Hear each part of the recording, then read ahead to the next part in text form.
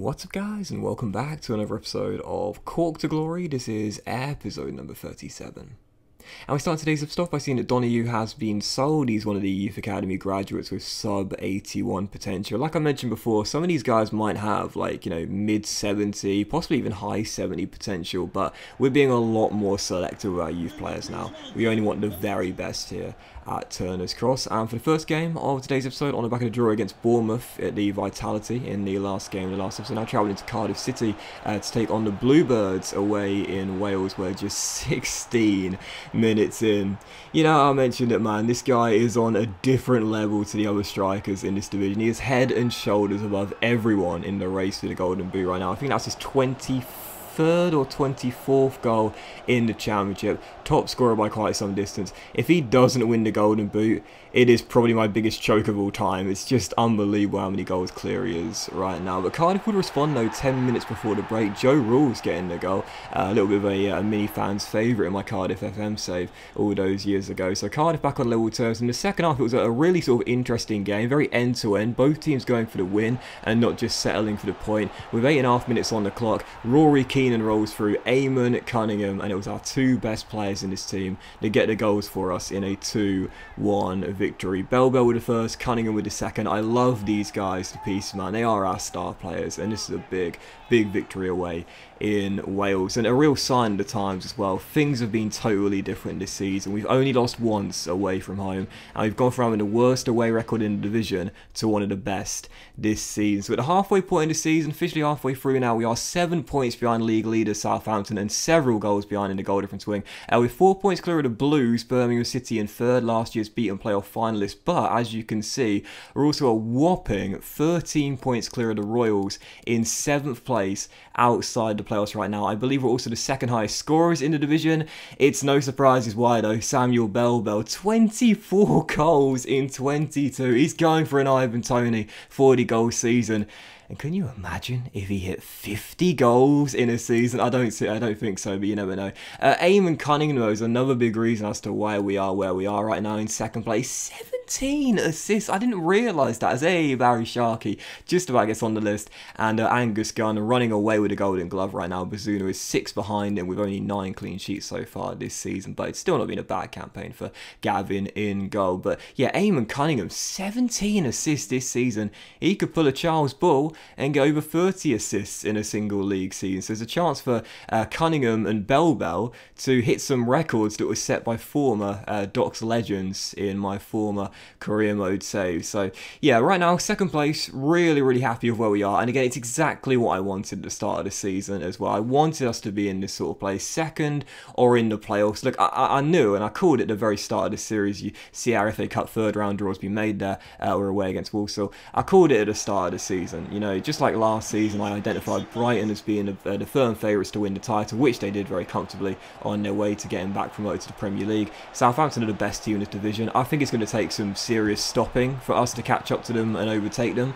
But what I don't want to see is them just pull away. So it's really important we stay within touching distance with them, keep the pressure on for as long as possible, and not just let them run away with the championship title. So the second game of today's episode, as we're closing out December today, taking on Norwich away at Carrow Road, facing the Canaries, and this was amazing. Is this a contender for goal of this series, let alone goal of the season? Because I certainly think so. What a wonderful piece of dribbling by Tommy Healy, and the finish clipping the inside of the post on its way in from range as well. I find long shots so hit and miss in this year's FIFA. Like, sometimes they're either way off target or really tame, but then sometimes they're literally inch perfect. They're very inconsistent, very hit and miss, but I guess it's kind of realistic in a way. But still, unfortunately, would surrender 2 points right towards the end of the game in stoppage time. What? Sorry, just calm down. Late goals. Late goals in this year's FIFA are just so common as well. You know, both scoring and conceding, they seem like a real common occurrence. So as Hugo leveled it right in stoppage time there, he gave Jamie Bowden the run around there as he fired in the leveller right into stoppage time, and a very disappointing slip up there, 1-1. But anyway, it still does remain the case.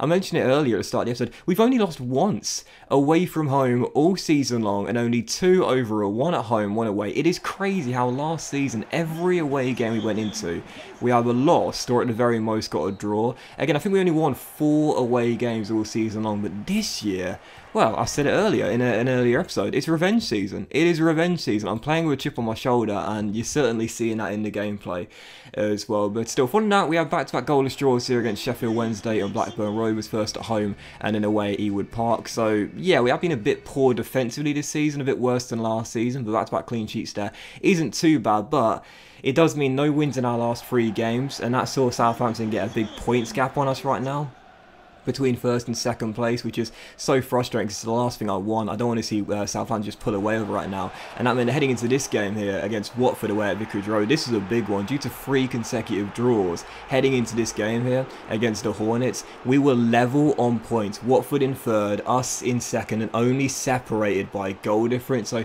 heading into the game, I thought a draw won't do. 4 consecutive draws in a row and only 4 points from 12. That's not enough. We need to win this game. I gave Eamon Cunningham a breather that allowed McWilliams to get a rare start, and he turned out to be the surprise hero in this game, scoring the only goal of the match in a 1-0 victory. So yeah, 3 straight clean sheets for Cork though, very impressive considering again we've been much better on the offensive end than the defensive end this season, and yeah, we'll certainly take that massive win now. We so sorely needed it too, because again, you'll see by the league table towards the end of today's episode, after 3 straight draws Southampton were pulling away, we needed to return to winning ways there, and McWilliams, the rare hero, gives us the big 3 points. So for the final game of today's episode, New Year's Eve, final one of the calendar year, away at Walsall, lower league Walsall in the FA Cup third round. Felt very confident of back-to-back wins here and progression through to the 4th round. I had 3 starters out there, Cunningham, Yates and Keenan. Everyone else was a backup player, but I still felt very confident of progressing through to the round of 32.